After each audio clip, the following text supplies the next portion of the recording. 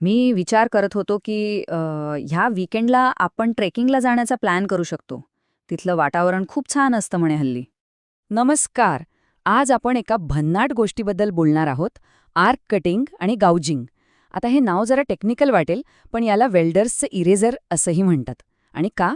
कारण धातू कामात आकार देताना किंवा चुका सुधारताना हे खूपच महत्त्वाचं म्हणजे अगदी मूलभूत कौशल्य आहे. कधी विचार केलाय की स्टीलमध्ये एखादी चूक झाली तर ती पुसतात कशी? कागदावर तर आपल्याकडे खोडरबर आहे, पण स्टीलचं काय? हा प्रश्न साधा वाटला तरी खूप महत्वाचा आहे आणि याचंच उत्तर आहे आर्क कटिंग आणि गाउजिंग. हे असं तंत्र आहे जे आपल्याला धातूवर एक प्रकारचं नियंत्रण मिळवून देतं. चला तर मग या प्रश्नाचं उत्तर शोधायला सुरुवात करूया. सगळ्यात आधी हे आर्क गाउजिंग म्हणजे नेमकं काय आहे तेच समजून घेऊया. तर आर्क गाउजिंग म्हणजे काय? अगदी सोप्या शब्दांत सांगायचं झालं तर ही एक अशी प्रोसेस आहे ज्यात आपण इलेक्ट्रिक आर्क वापरतो. कशासाठी? तर धातूच्या एखाद्या विशिष्ट भागाला वितळून काढून टाकण्यासाठी. असं केल्यावर तिथे एक खोबणी किंवा आपण म्हणू शकतो एक खाच तयार होते. एक गोष्ट लक्षात ठेवली पाहिजे, हे म्हणजे धातू पूर्णपणे कापून टाकणं नाहीये. त्यापेक्षा हे वेगळं आहे. इथे आपण धातूला अगदी नियंत्रित पद्धतीने काढून टाकतो. आता कुठलंही काम परफेक्ट करायचं असेल तर त्यासाठी योग्य अवजारं लागतात, बरोबर?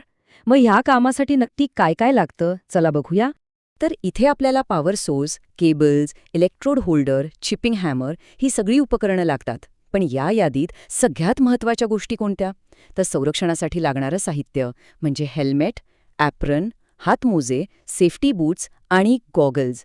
ह्यावरून एक गोष्ट तर अगदी स्पष्ट होते की या कामामध्ये सुरक्षिततेला किती जास्त महत्त्व आहे. ओके, उपकरणं तर बघितली.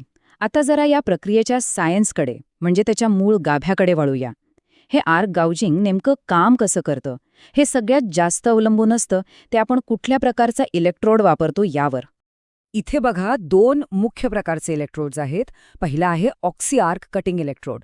हाला आतून पोकळ असतो एका नळीसारखा आणि यातून ऑक्सिजनचा प्रवाह जातो. याच्या अगदी उलट दुसरा आहे मेटॅलिक आर्क गाउजिंग इलेक्ट्रोड. हा आपल्या नेहमीच्या वेल्डिंग इलेक्ट्रोडसारखाच भरीव असतो. तो पूर्णपणे फक्त इलेक्ट्रिक आर्कच्या उष्णतेवर काम करतो. आता हे चित्र बघा, किती इंटरेस्टिंग आहे. ही आहे ऑक्सी आर्क पद्धत. यात तो इलेक्ट्रोड पोकळ असल्यामुळे काय होतं? तर ऑक्सिजनचा प्रवाह थेट आर्कपर्यंत पोहोचतो आणि यामुळे धातू वितळण्याची आणि कापण्याची जी प्रक्रिया आहे ती खूपच वेगवान आणि प्रभावी बनते. आणि आता हे दुसरं चित्र. हे मेटॅलिक आर्क पद्धत एकदम छान दाखवते.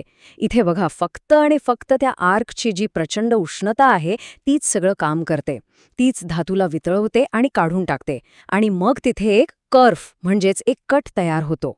ठीक आहे, मग आता ही उपकरणं आणि हे तंत्रज्ञान वापरून एक स्वच्छ आणि प्रभावी खाच म्हणजे तो गॉज नेमका कसा तयार करतात, चला त्याची स्टेप बाय स्टेप पद्धत समजून घेऊया. ही आहे आर्क गाउजिंगची संपूर्ण कार्यपद्धती. सगळ्यात पहिलं काम म्हणजे तयारी. पृष्ठभाग स्वच्छ करायचा, त्यावर मार्किंग आणि पंचिंग करायचं. मग मशीनची सेटिंग करायची, योग्य इलेक्ट्रोड आणि करंट निवडायचा. त्यानंतर आर्क स्ट्राईक करून धातूचा एक छोटासा वितळलेला पूल म्हणजे मॉल्टन पूल तयार करायचा. एकदा तो तयार झाला की इलेक्ट्रोड होल्डरचा अँगल 5 ते 15 डिग्रीपर्यंत खाली आणायचा आणि त्या वितळलेल्या भागाला आणि स्लॅगला पुढे ढकलत न्यायचं. बस, झाली तुमची खाच तयार.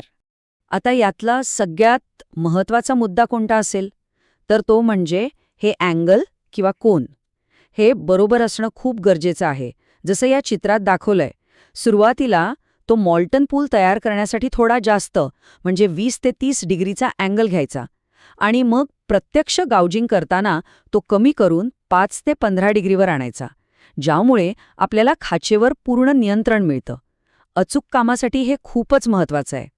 बरं, आतापर्यंत आपल्याला हे तंत्रज्ञान काय आहे आणि ते कसं काम करतं हे सगळं कळलंय. पण आता प्रश्न हा आहे की हे वापरायचं का? म्हणजे असं काय खास आहे यात की हे इतकं उपयुक्त ठरतं? चला, तेच जाणून घेऊया. याचे उपयोग बघितले तर खरंच खूप आहेत. समजा वेल्डिंगमध्ये काही दोष राहिलेत ते काढण्यासाठी किंवा सीलिंग रनसाठी खोबणी तयार करण्यासाठी, जुने घट्ट बसलेले रिवेट्स काढण्यासाठी. इतकंच काय, तर भंगार साहित्याचे तुकडे करण्यासाठी सुद्धा याचा वापर होतो. म्हणजे फॅब्रिकेशन आणि दुरुस्तीच्या कामांमधल्या अनेक समस्यांवर हा एक जबरदस्त उपाय आहे. आणि याचे फायदे तर त्याहूनही मोठे आहेत. विचार करा, कधी-कधी अशी परिस्थिती येते की दुसरी कुठलीच कटिंगची पद्धत वापरता येत नाही, तेव्हा हे तंत्र कामी येतं. खास करून इमर्जन्सी रिपेअरच्या कामांमध्ये तर हे खूपच प्रभावी आहे. आणि सगळ्यात भारी गोष्ट म्हणजे कास्ट आयर्न, स्टेनलेस स्टीलसारखे जे धातू ऑक्सी ॲसिटिलीन टॉर्चने कापणं अवघड असतं, त्यांच्यावरही हे अगदी सहज काम करतं. तर मग जाता जाता एक विचार करूया. इलेक्ट्रिक आर्क धातू कापू शकतो हे तर आपण पाहिलं, पण तो अजून काय काय तयार करू शकतो? हा प्रश्न आपल्याला या तंत्रज्ञानाच्या प्रचंड शक्तीची जाणीव करून देतो.